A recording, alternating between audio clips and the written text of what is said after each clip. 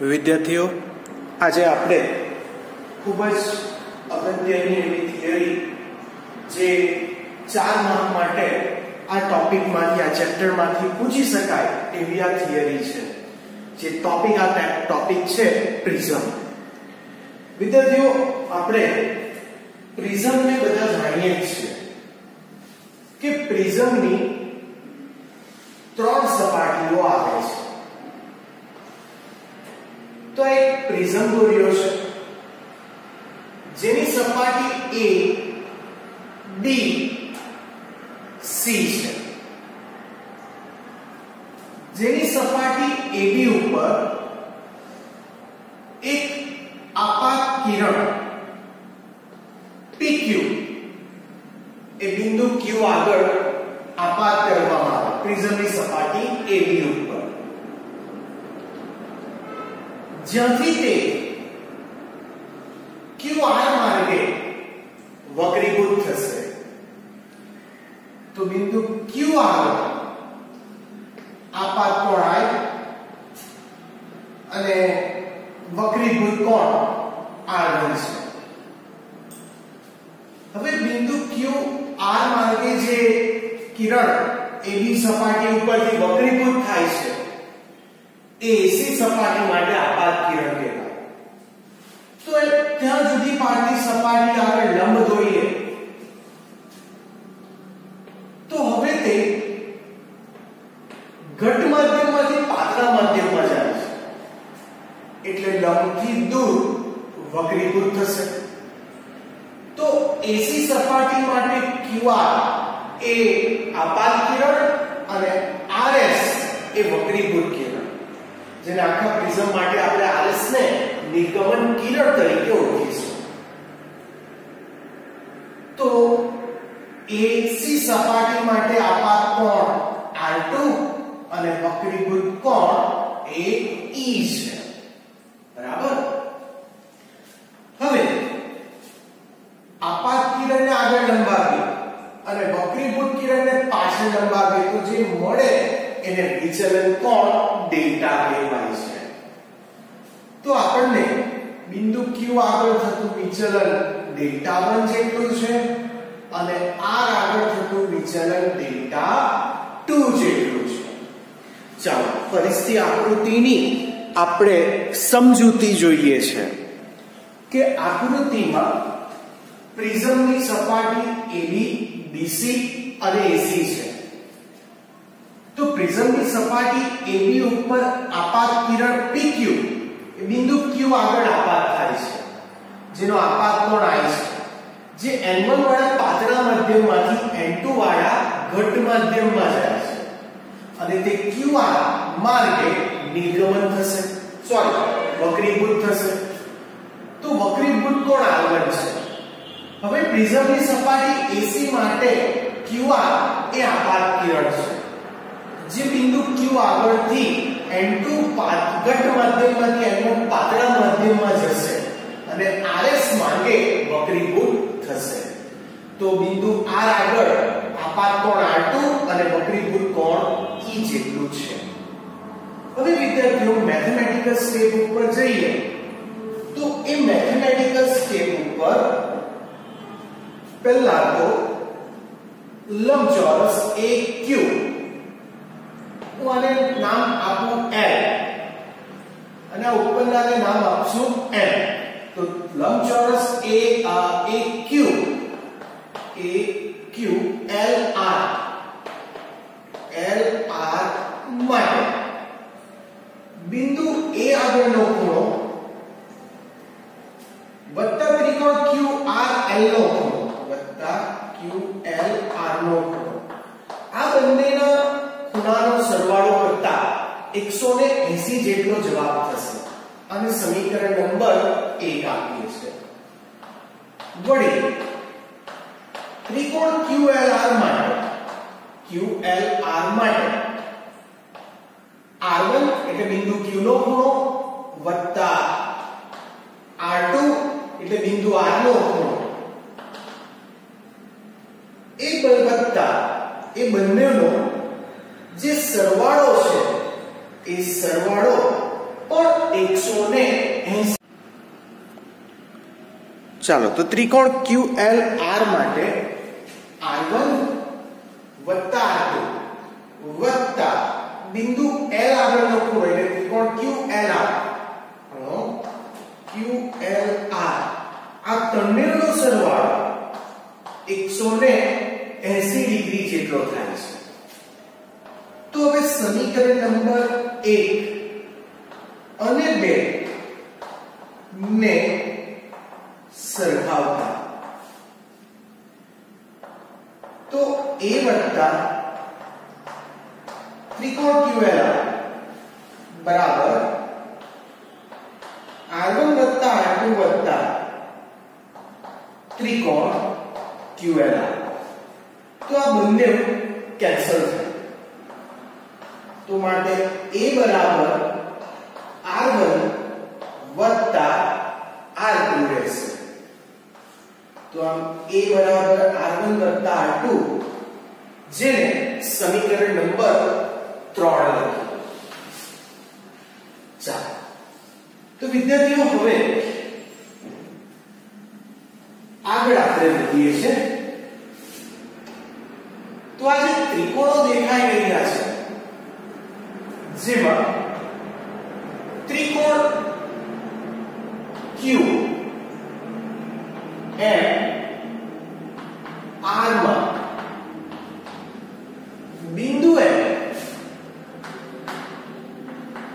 પર નો ખૂણો ડેલ્ટા એ બહિષ્કોણ રચે છે. અને જો ડેલ્ટા બહિષ્કોણ રચતું હોય તો આપણે ડેલ્ટા બરાબર ડેલ્ટા 1 વત્તા ડેલ્ટા 2 એ લખી શકીએ જેને સમીકરણ નંબર 4 આપીએ છીએ. તો હવે બિંદુ Q પાસે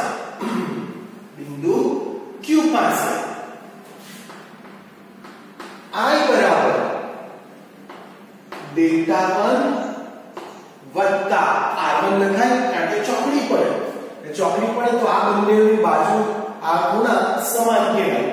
તો આ બાજુ I છે અને આ બાજુ R1 વત્તા ડેલ્ટા 1 જેટલા છે. તો આના ઉપરથી આપણને ડેલ્ટા 1 મળી જશે જે છે I માઈનસ R. આ જ રીતે બિંદુ R પાસે પણ ચોકડી પડશે એટલે E બરાબર શું લખાય ડેલ્ટા 2 પ્લસ R2. તો માટે ડેલ્ટા 2 બરાબર E માઈનસ R2. ચાલો તો ડેલ્ટા 1 અને ડેલ્ટા 2 એ બંનેની કિંમત સમીકરણ નંબર 4 માં મૂકી દઈએ. તો આમ ડેલ બરાબર ડેલ્ટા 1 ની જગ્યાએ I માઈનસ R1 વત્તા ડેલ્ટા 2 ની જગ્યાએ E માઈનસ R2 લખાશે. તો માઈનસ R1 અને માઈનસ R2 પેલી બાજુ લખીએ એટલે પ્લસ R1 પ્લસ R2 તો is equal to I plus E. તો આમ R1 વત્તા R2 ની જગ્યાએ સમીકરણ નંબર 3 ઉપરથી એ લખી શકાય બરાબર I પ્લસ E.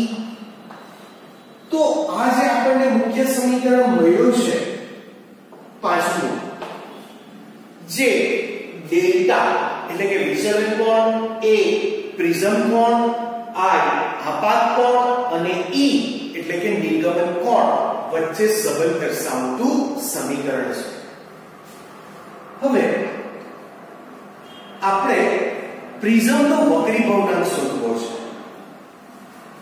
એ સમજવા પહેલા આપણે વિચલન કોણ વિરુદ્ધ આપાત કોણ નો પ્રિઝમ માટેનો આલેખ જોઈએ. તો આલેખ એક આવો પડે યુ આકાર જે દર્શાવે છે કે ડેલ્ટા ના કોઈ એક જ મૂલ્ય માટે આપાત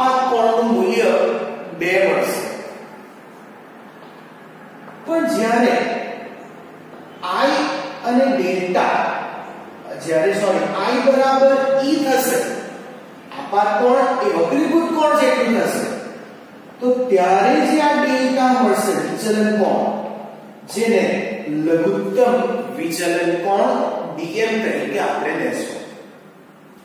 તો આ શરતનો ઉપયોગ હવે આપણે સમીકરણ નંબર 5 માં કરીએ. તો સમીકરણ નંબર 5 માં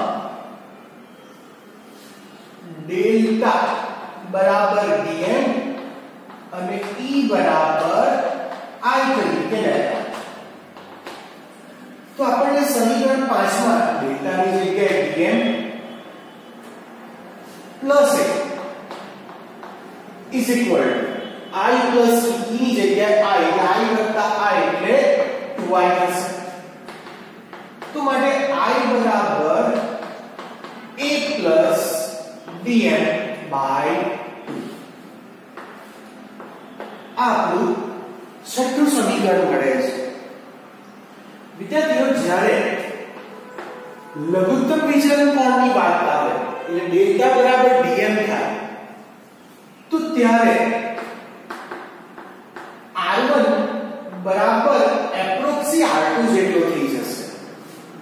r1 અને r2 આ r1 બિંદુ q આગળનો ખૂણો અને બિંદુ r આગળનો ખૂણો એ એપ્રોક્સી સરખા જેવા થઈ જશે. તો એ શરતને આપણે સમીકરણ નંબર 3 માં મૂકીએ તો a બરાબર r1 વત્તા r1 એટલે કે 2r. તો માટે r1 બરાબર a by 2 થશે, જે આપણો સમીકરણ નંબર 7 છે. તો આમ I અને r1 દ્વારા હવે આપણે બિંદુ q આગળ સ્નેલનો નિયમ લખીએ છીએ. કારણ કે બિંદુ q આગળનો આપાત કોણ I1 ને વક્રીભૂત કોણ r1 એ મળી ગયા છે.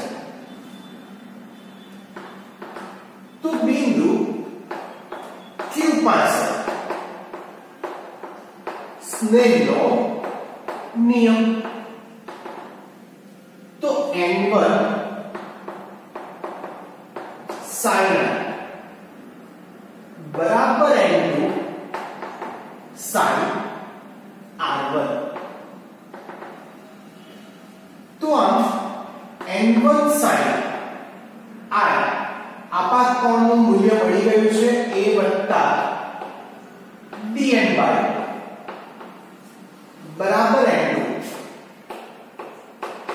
sin r1 ની જગ્યાએ a બાય 2 લખાશે. તો આમ n2 ના છેદમાં n1 લખી દે તો આ બાજુ લખાશે sin a plus dn by 2. અહીંયા છેદમાં આવશે તો છેદમાં sin a by 2. તો હવે n2 by n1 માં n2 એ કાચું માધ્યમ છે, જેની જગ્યાએ આપણે n લઈએ, n2 બરાબર n, અને n1 એ હવા છે જેનો વક્રી ગુણન 1 છે. તો આમ આપણે n બરાબર sin a plus dm by 2 આખાના છેદમાં sin a by 2 આટલું લખાશે. ચાલો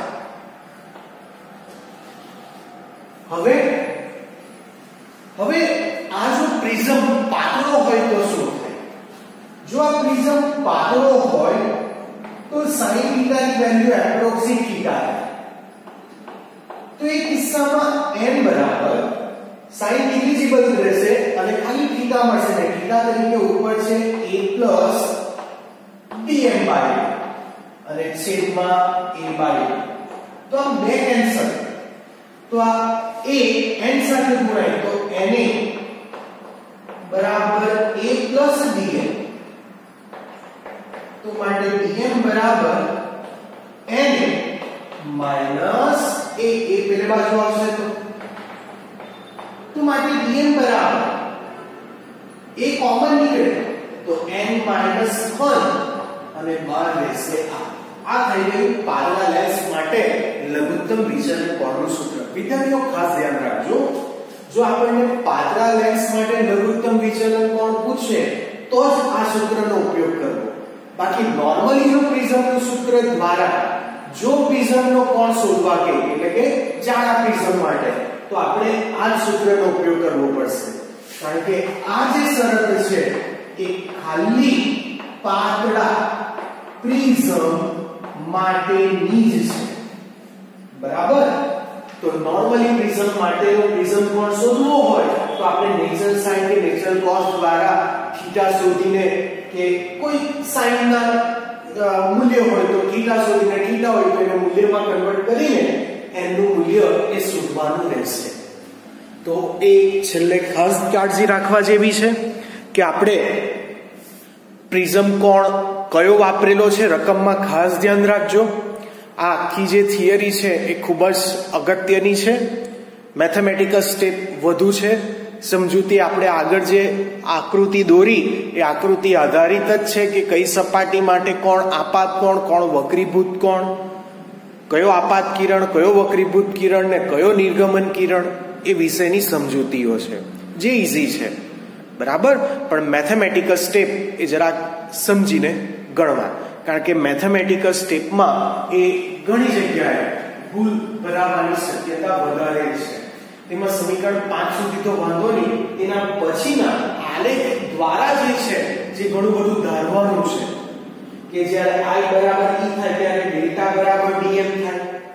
બીજું કે આ સ્થિતિમાં r1 અને r2 ની વેલ્યુ એપ્રોક્સી સરખી જેટલી છે. જો તમે i અને r1 મળ્યું તો બિંદુ q આગળ સ્નેલનો નિયમ લખી શકો. કોઈને એમ થાય છે કે બિંદુ r આગળ સ્નેલનો નિયમ આપવો છે તો પછી તમારે અહીંયા r2 શોધવું પડશે ને અહીં i બરાબર e લીધી તો અહીંયા 2e થશે.